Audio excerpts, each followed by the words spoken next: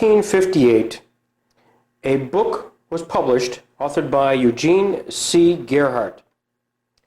It was the first book of any note on the life of Robert H. Jackson. The preface states, "There are certain real advantages in commencing a biography during the biography's lifetime. Contemporary comment of living witnesses is available to the writer.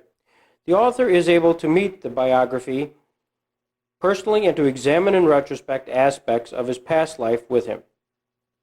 This valuable opportunity was afforded me by Mr. Jackson.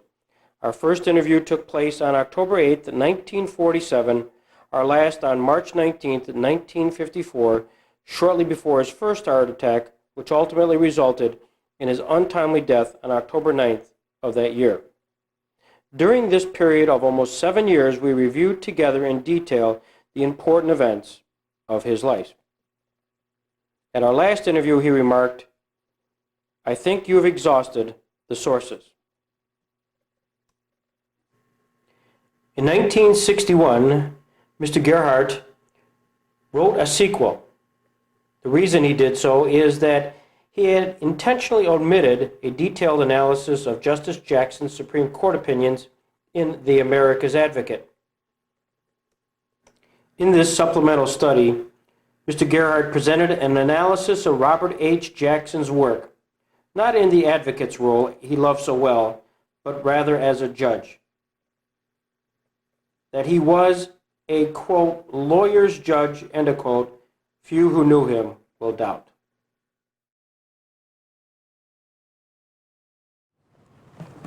We continue our hunt for Robert Jackson, and we're currently located outside Spring Creek, Pennsylvania, where Justice Jackson was born in 1892.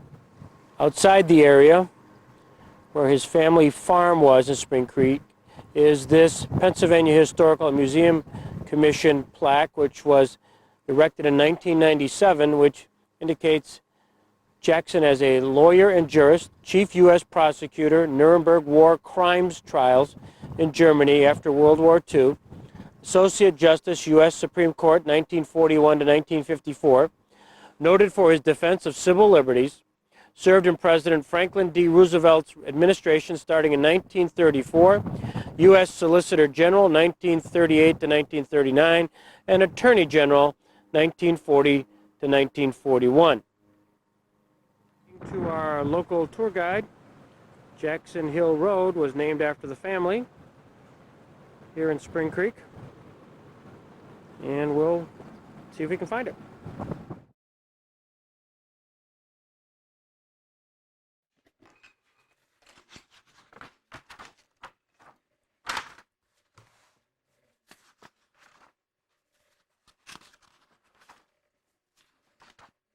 The Robert Jackson House, Frewsburg, New York. Also a place where Percy Adams was born and raised.